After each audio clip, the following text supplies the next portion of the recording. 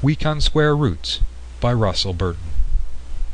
As his coach sped through dusk-darkened Jersey meadows, Ronald Lovegear, 14 years with Allied Electronics, embraced his burden with both arms, silently cursing the engineer who was deliberately rocking the train.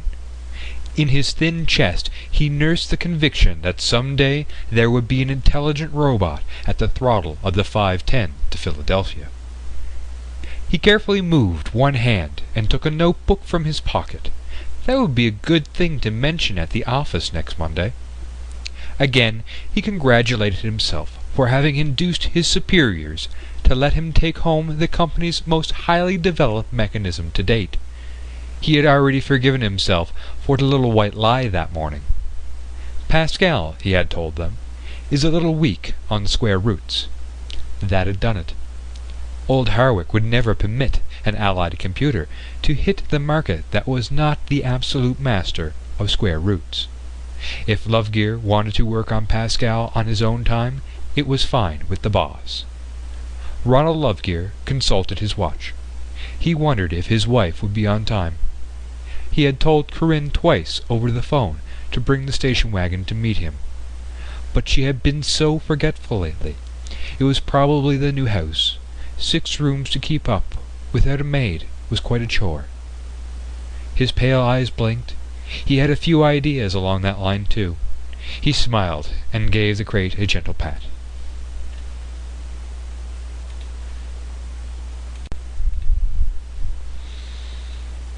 Corinne was at the station, and she had brought the station wagon.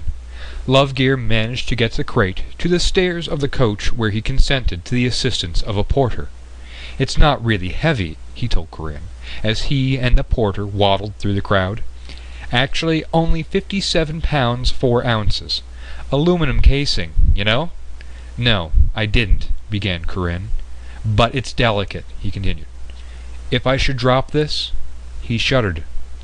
After the crate had been placed lengthwise in the rear of the station wagon, Corinne watched Ronald tuck a blanket around it. "It's not very cold, Ronald." "I don't want it to get bounced around," he said. "Now, please, Corinne, do drive carefully." Not until she had driven half a block did he kiss her on the cheek. Then he glanced anxiously over his shoulder at the rear seat. Once he thought Corinne hit a rut that could have been avoided. Long after Corinne had retired that night, she heard Ronald pounding with a brass hammer down in his den. At first she had insisted he take the crate out to his workshop. He looked at her with scientific aloofness, and asked if she had the slightest conception of what this is worth. She hadn't, and she went to bed. It was only another one of his gestures which was responsible for these weird dreams. That night she dreamed Ronald brought home a giant octopus, which insisted on doing the dishes for her. In the morning she woke up feeling unwanted. Downstairs, Ronald had already put on the coffee. He was wearing his robe, and the pinched grayness of his face told Corinne he had been up half the night. He poured coffee for her, and smiled wanly. "If I had any commitments today, Corinne, will you please see that they are taken care of?" "But you were supposed to get the wallpaper for the guest room." I know, dear. But time is so short. They may want Pascal back any day. For the next week or 2, I shall want to devote most of my time." "Pascal?" "Yes, the machine, the computer." He smiled at her ignorance. "We usually name the expensive jobs. You see, a computer of this nature is really the heart and soul of the mechanical man we will construct." Corinne didn't see, but in a few minutes she strolled towards the den, balancing her coffee in both hands. With one elbow she eased the door open. There it was, an innocent polished cabinet reaching up to her shoulders. Ronald had removed one of the plates from its side, and she peeped into the section where the heart and soul might be located. She saw only an unanatomical array of vacuum tubes and electrical relays. She felt Ronald at her back. "It looks like the inside of a jukebox," she said. He beamed. The same relay systems used in the simple jukebox are incorporated in a computer. He placed one hand lovingly on the top of the cabinet. "But, Ronald, it doesn't even resemble a mechanical man." "That's because it doesn't have any appendages as yet. You know, arms and legs. That's a relatively simple adjustment." He winked at Corinne with a great air of complicity. "And I have some excellent ideas along that line. Now, run along, because I'll be busy most of the day." Corinne ran along. She spent most of the day shopping for weekend necessities. On an irrational last-minute impulse, perhaps an unconscious surrender to the machine age, she dug in the grocery deep-freeze and brought out a couple of purple steaks. That evening she had to call Ronald 3 times for dinner, and when he came out of the den she noticed that he closed the door the way one does upon a small child. He chatted about inconsequential matters all through dinner. Corinne knew that his work was going smoothly. A few minutes later she was to know how smoothly. It started when she began to put on her apron to do the dishes. "Let that go for now, dear," Ronald said, taking the apron from her. He went into the den, returning with a small black box covered with push-buttons. "Now observe carefully," he said, his voice pitched high.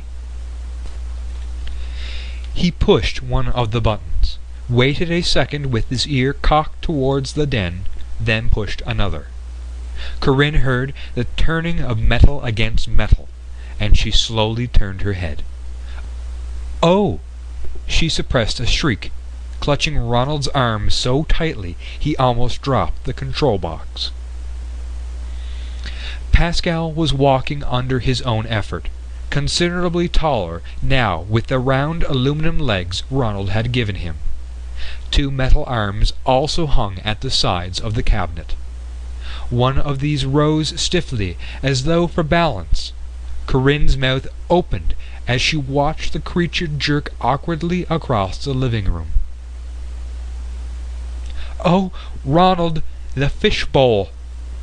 Ronald stabbed knowingly at several buttons. Pascal pivoted towards them, but not before his right arm swung out and, almost contemptuously, brushed the fishbowl to the floor. Corinne closed her eyes at the crash.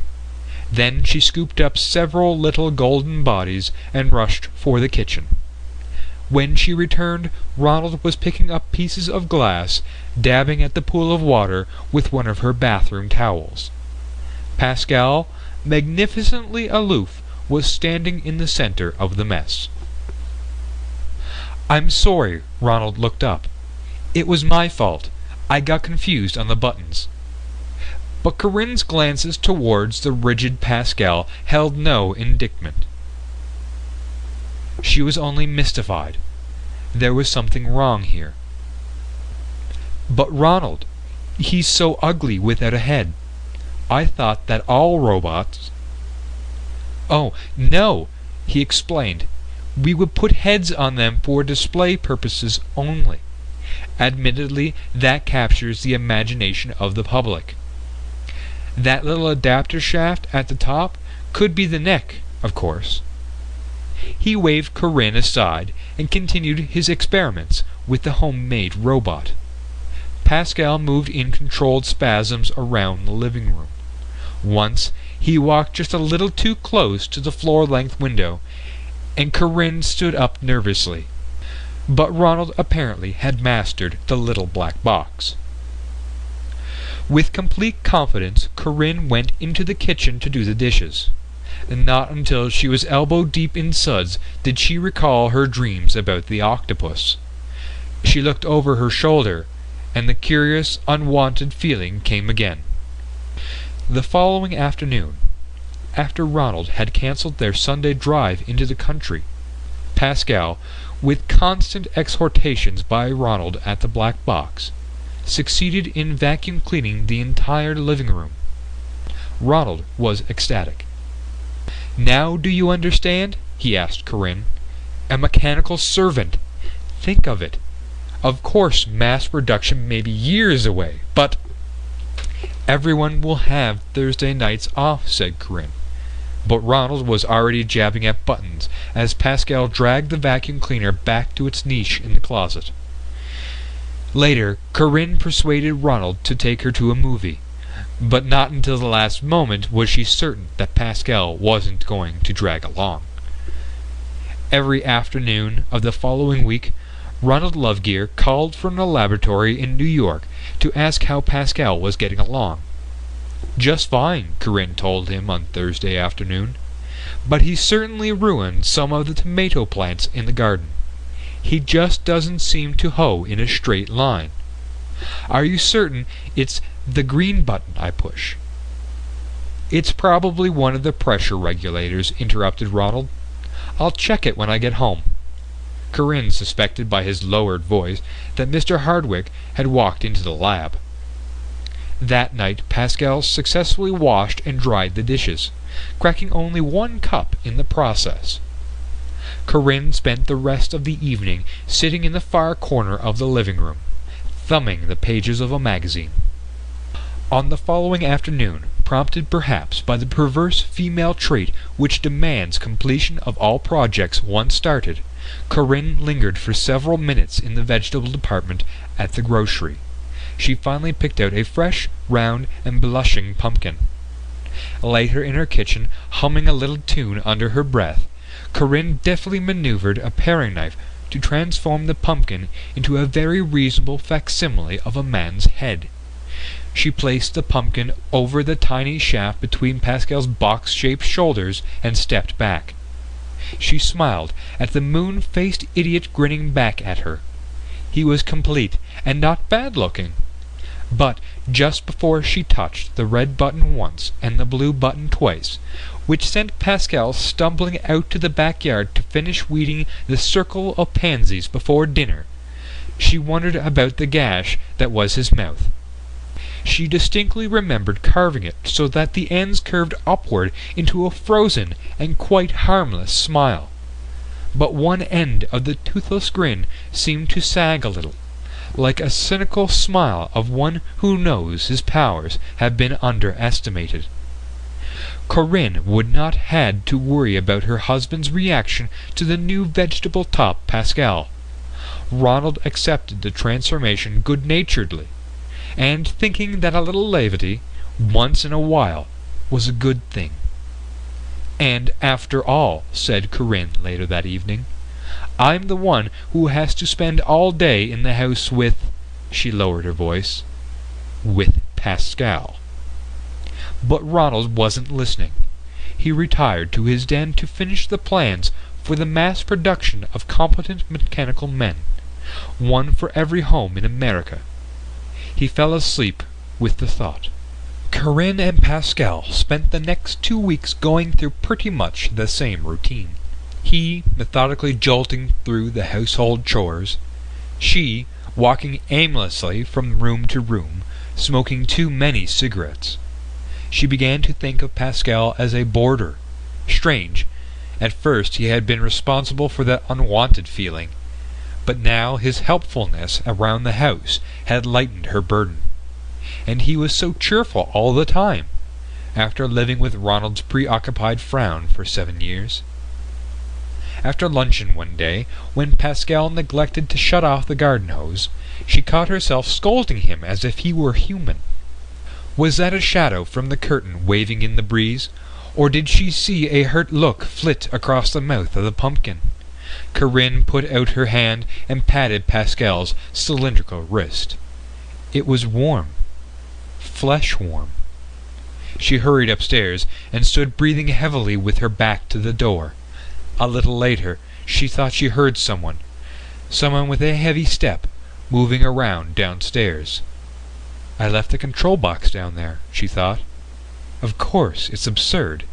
At 4 o'clock she went slowly down the stairs to start Ronald's dinner. Pascal was standing by the refrigerator exactly where she had left him. Not until she had started to peel the potatoes did she notice the little bouquet of pansies in the center of the table. Corinne felt she needed a strong cup of tea. She put the water on and placed a cup on the kitchen table. Not until she was going to sit down did she decide that perhaps Pascal should be in the other room. She pressed the red button, the one which should turn him around, and the blue button, which should make him walk into the living room. She heard the little buzz of mechanical life as Pascal began to move. But he did not go into the other room. He was holding a chair for her, and she sat down rather heavily. A sudden rush of pleasure reddened her cheeks. Not since sorority days. Before Pascal's arms moved away, she touched his wrist again, softly. Only this time her hand lingered, and his wrist was warm. "When do they want Pascal back at the lab?" she asked Ronald at dinner that evening, trying to keep her voice casual. Ronald smiled. "I think I might have him indefinitely, my dear. I've got Hardwick convinced I'm working on something revolutionary." He stopped.